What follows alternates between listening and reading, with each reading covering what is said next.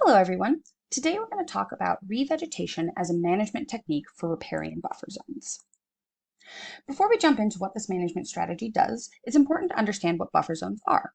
Broadly speaking, buffer zones are strips of vegetation, including trees, shrubs, and grasses, that are planted next to waterways. These zones can be naturally occurring, but due to anthropogenic influences, many have been destroyed or compromised.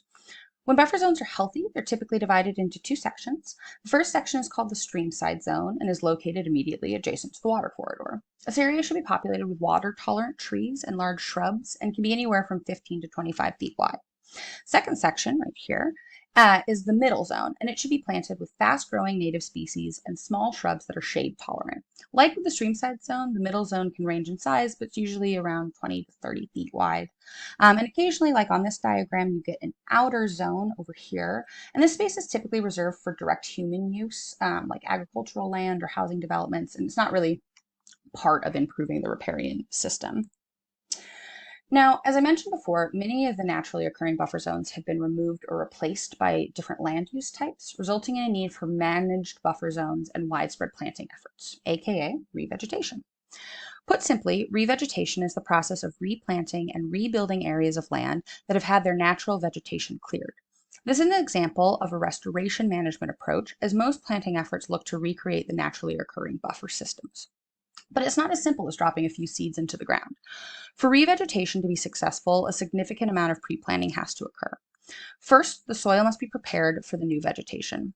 This includes mechanical preparation like clearing non-native plants, removal of stones or debris, leveling or grading of the ground, and sometimes even the addition of new soil.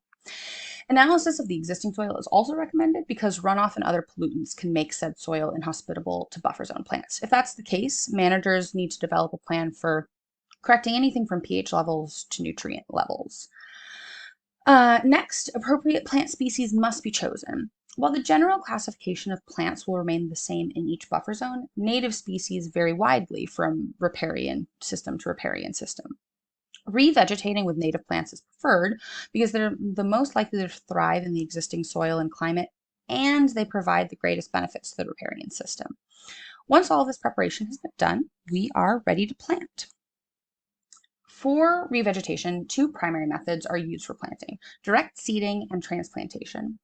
Direct seeding is when seeds are sown directly into the ground.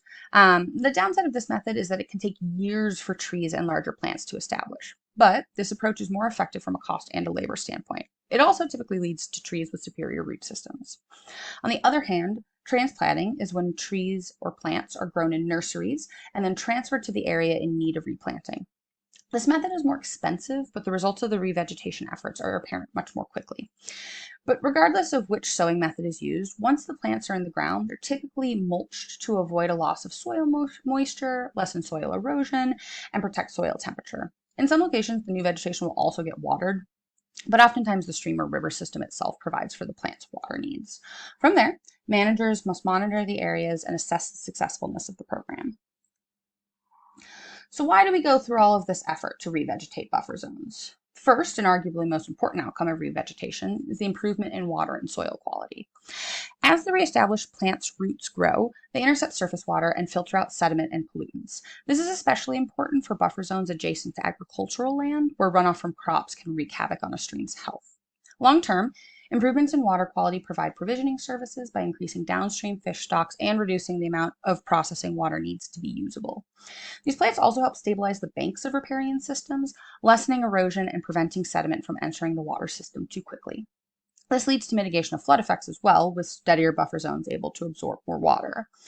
Beyond being good for the river itself, this regulating service helps avoid riparian encroachment on farmland and other human infrastructure. Lastly, revegetation provides habitat for wildlife and pollinators.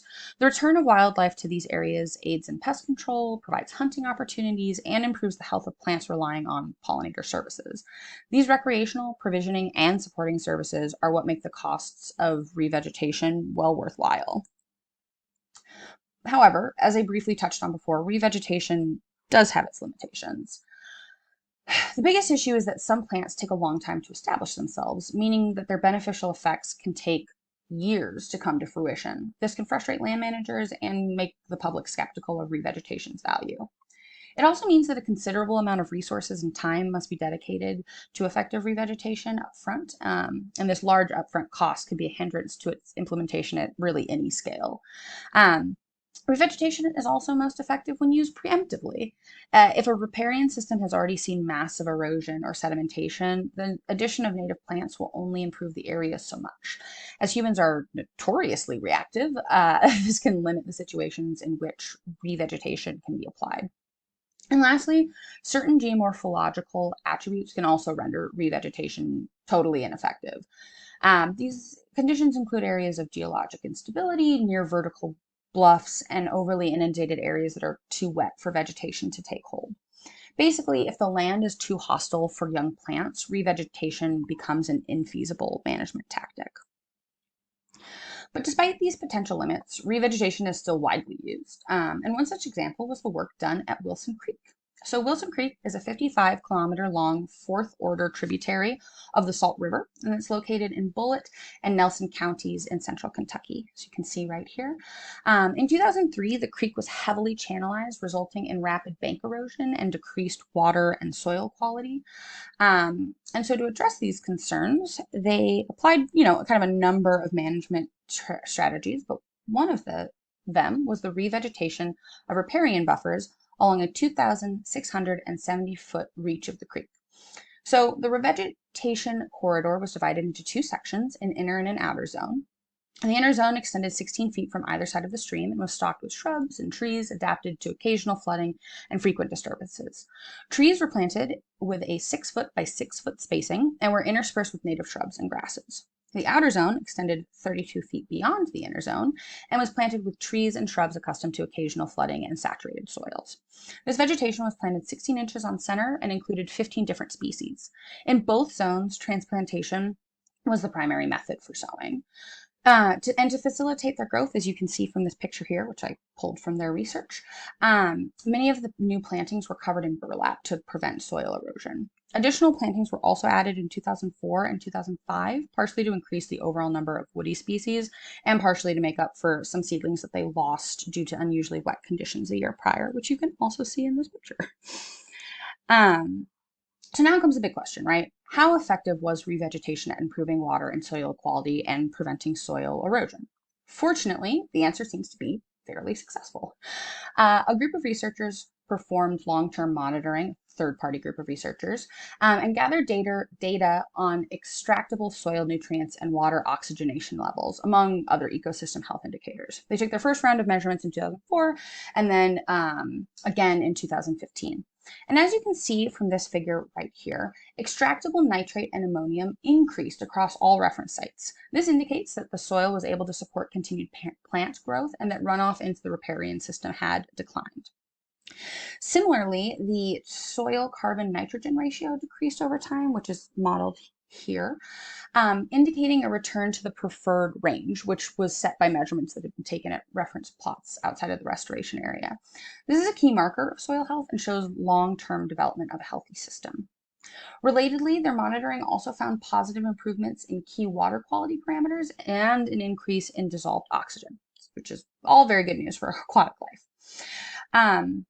But both of these improvements, as you can see here, led to improved habitat for local wildlife, and improved habitat for local fish stocks, and aesthetic improvements for those living in the area. You can see it with some of the new plants established here. But unfortunately, there was no data for soil erosion. And that's all I've got. Please let me know if you have any questions.